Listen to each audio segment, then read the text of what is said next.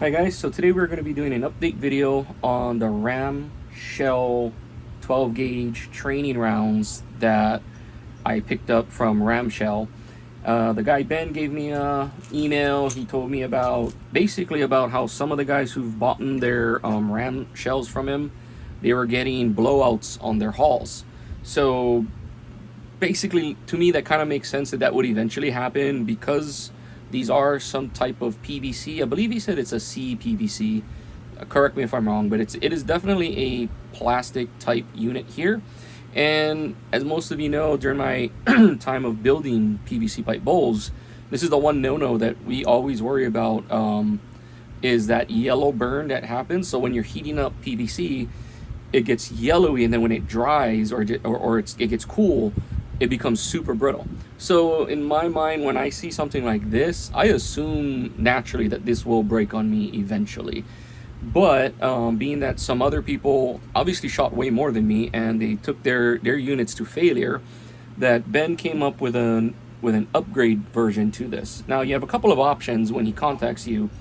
If you purchase this prior to these upgrades, you will need to replace it, or you will need to contact him, send your units to him, he'll replace it for you. But me being the guy I am and able to I have tools, I'm able to comprehend and do things, I'm gonna do it myself. But I also noticed that there wasn't a video. So I figured I'm gonna make a video on how to swap these out if you are like me and you got the Gen 1s and you wanna swap it out to the new types. So that being said, when Ben contacted me, he gave me an option again on what I wanted to do, and I said just send it over, and he did. So he sent me enough of his new hulls here to replace the 25 that I purchased. But for today's video, we're just gonna focus on working on the 5 that I've actually used. I have not had a chance to kind of just go crazy on them, but basically, again, that's the used one. That's what the used ones look like. And these are his new versions. As you can see, these are all lined with a aluminum tube. So they're still going to be plastic on the outside and aluminum tube on the inside. And I'm not sure if you can see that little cutout there. So I just still have to figure out which way this thing is supposed to go on. My assumption is that the base goes up to where that line is cut, and that's what locks it in. An assumption again, we'll figure that out with the instructions. But to the making of this video, the reason why I'm making this video is there's no videos on how to do this. So I downloaded his entire replacement kit on what to do, how to do it. So we are gonna do one in the fashion that he's showing his method, and then I'm gonna attempt another method. And the reason I'm gonna attempt a heat gun method is because if I am correct and these are actually, of PVC type, once I heat these up, they should just pop right out without having to do all the extra cutting and stuff. So that being said, let's get down to it. I'm gonna flip this camera around and show you what I'm gonna be using for today. Okay, so here we go. We got his box that he came in with all the repaired, the upgraded hulls that are aluminum grade. Right here we got one. So again, we're 1, 2, 3, 4, 5. We're working 5, so I'm just going to do 1 pack for video purposes. And this is what was sent to me.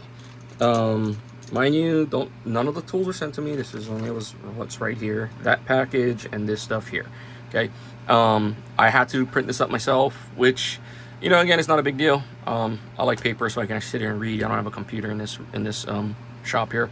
So, like I said, we're going to go through it one by one, piece by piece, and take care of it. And he gave a number of these wooden dowel balls to help stretch out the plastic here. And basically, we're going to press it in. We're going to cut it and press it in until it opens, and use like a screwdriver or something to pop it up. All right, so you can go to his webpage and go down to the bottom and go look all this up. It has every single thing here. So basically, you're going to take a pipe cutter, which I got here, and we're going to cut it down, make a slit. Going to put the ball in. We're then going to depress the ball with a hammer.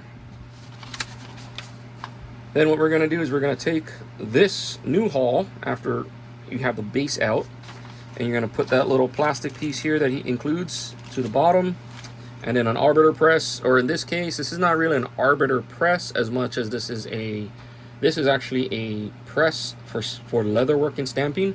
I'm going to attempt to try this out. If this doesn't have enough power to put the downwards pressure in it to actually force this on, then I'll move on to using the right there, the anvil vise there. All right, so we're gonna do that. Or again, I have one of these too. That's basically what we're gonna do, the big anvil vise. But if I can get it on camera, I'll use this to show it to you. All right, so it's pretty self-explanatory. The only thing I need to know exactly is which side does that go down. So we'll do a quick read, and then once I get through this, I will get back to you and know exactly which way is up and down. My assumption is this because there's a bevel. So the bevel seems like that's how that will fit. But anyway, yeah, we'll get back to that. Okay, so after going over the directions to see what's what, now these here have a bevel on them. Now it doesn't state that in the directions. All it says here in the directions is that the base of this is a smaller diameter than the top part. So all I did was, and mind you, you're not going to be measuring from end to end. I'm assuming he's measuring from inside to inside diameter. Now I don't have a micrometer with me, so we're just going to do this old school. This is about there, 1, 2, 3, 4, inside. And because these are beveled, I'm going to the inside line on the bevel, and it's definitely shorter. So this is the bottom. We'll see. We'll do the first 5, test it out, and see what happens. Anyway, so what I did notice is that when you look into this, you can see that there is a bevel cut, and if you flip it over from the top down, it's a smooth bore. But if you flip that over, you can see that bevel cut down there. So again, I'm just assuming that that's where that goes, as that's how that's going to sit. It kind of makes sense. I'm going to put this together and see. Just go from there. All right, so let's take off the first one and follow their directions. So we're going to utilize a pipe cutter, and we are going to cut kind of. So make sure I'm not cutting the bar itself.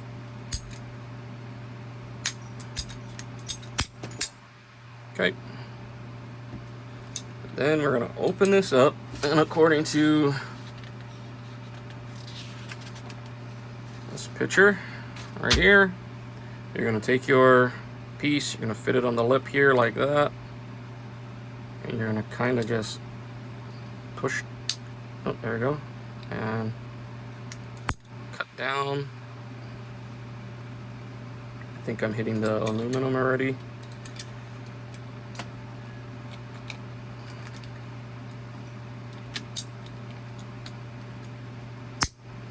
Okay. Yep, I was definitely cutting that aluminum already. Alright, so we got it like that. There we go. Crap, I forgot to set this up. See if I can set this up now. About pushing this thing out. Oh no, it doesn't say that. It just says to... Okay, so we're gonna use a ball and push that in there, and I guess we're just gonna punch it out. Now I'm not sure how well that's gonna punch out, being that I didn't get to cut that all the way down. Let's see if I can get this thing cut properly. I just feel that I'm already cutting into that aluminum. Oh, this is not a big deal. Yeah, that doesn't feel right.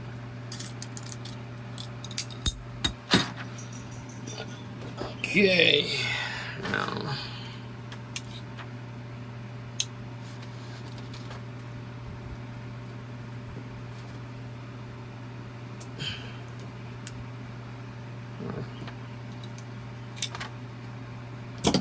let's just send it home and see what happens.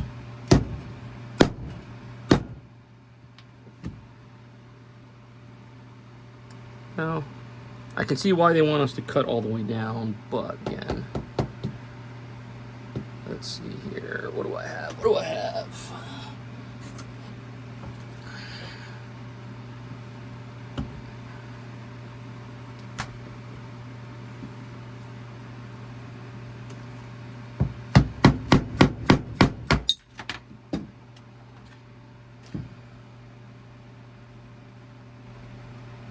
What if I can cut it now?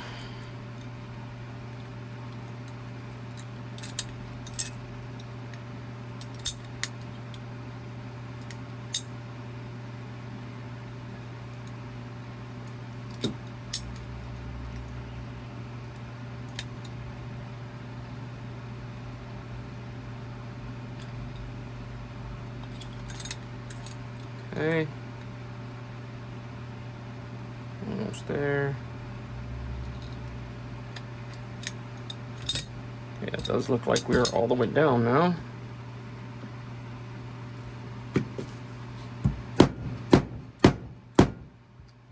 Yep.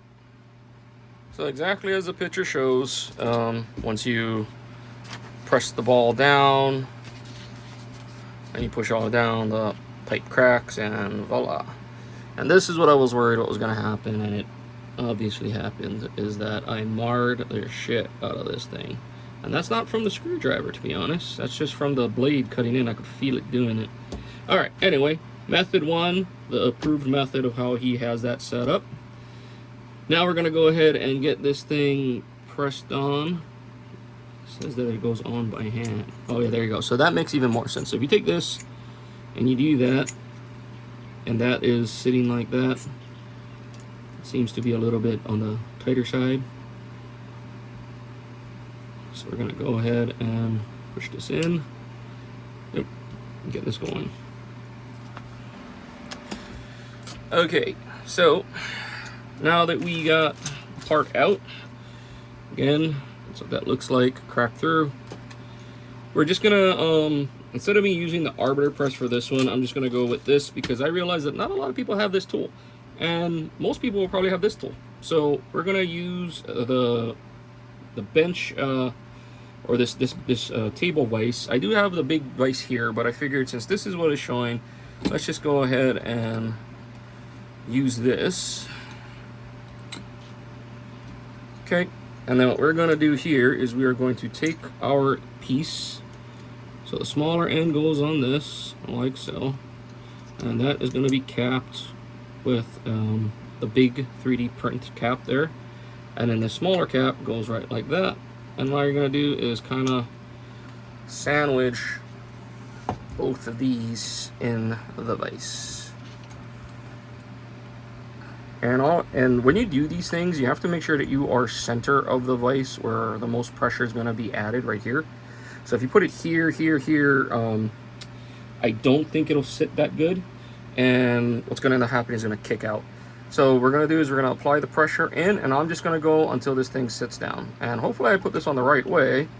If not, then we'll try the other one, because according to what it said is that it goes to the measurements, and that's it. It goes to the smaller end of this. So as you can see, I'm kind of putting some significant cranking force on this. We're going to try not to over crank this. Probably be good to vise this down to a table instead of me doing this all by hand. And oh, I might have went a little too much. Looks like I might have crushed the hole a little. Oh no, I didn't. Oh, thank goodness. Looked like I did. All right, so there we go. That is the change out of the original hull to the newer hull, and these are a little shorter. I'm not sure if that's normal, but yeah, it is what it is. I guess these are just going to be these size now. I will check with Ben and find out, but anyway, that's the approved method on how to swap this out. This is all per the instructions from Ramshell. Now I'm going to show you my theory on how to make this a little bit faster. And so you just need a rod of some sort, something long, that'll fit inside diameter of this. You can spin it, put your heat gun on, and then just let this end heat up. Don't even worry about heating that whole thing, just heat this part. And you're gonna notice that when that is ready, it'll just pop right off. Like no fuss, no muss, man. Not ready yet.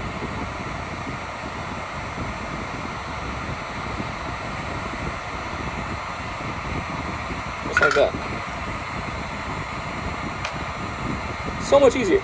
Like, it's amazing when you start doing a little bit on one at a time, you tend to figure things out very quickly. But yeah, just, and all I'm looking for is this thing to split just a little.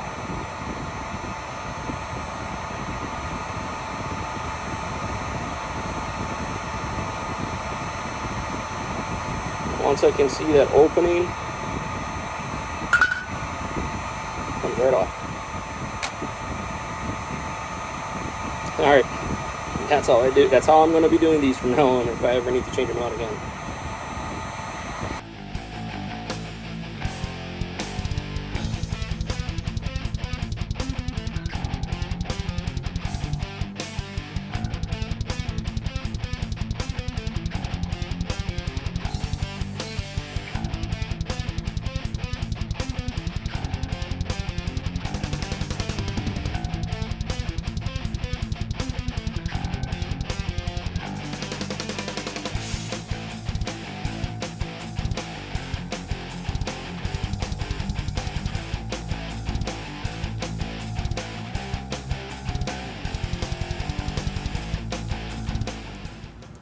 Okay, so if you bought the old RAM set and you want to change out the hulls yourself, this is how you're gonna go about doing it. Now mind you, again, beginning of the video, you've seen the original how to do it. It works, definitely does. I find the heat gun method a lot faster. There is a cool down time for the aluminum, so you just have to obviously wait till it cools and don't touch it. But if you're in a complete and utter rush and you need to get it done, then you can do it that way. But yeah, anyway, I like to work smarter, not harder, and this is a smarter way to take off the old shells. Now, that being said, being that these are now aluminum, I have a feeling the only way to get these off, if there's going to be an issue with them, is you're gonna have to cut them, because even if you heated this up, all you're gonna be doing is taking off the sleeve, but it's still gonna leave the shell itself attached to it, which is what we just pressed in. And once that's pressed in, the only way you're gonna get that out, I think, is you're gonna have to use like a Dremel, and you're gonna really have to cut that thing perfectly fine. If not, you're gonna like cut into your base. But I don't foresee you having an issue with that after the fact, mainly because, I mean, this thing looks pretty solid. I mean, it's gonna take a lot for you to actually blow this out.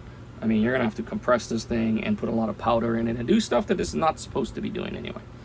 Yeah, so that's how I swapped it out. That's the original the ram shell method and my method. Be safe when you're doing it. Wear iPro if you have to. Have fun. All right, guys.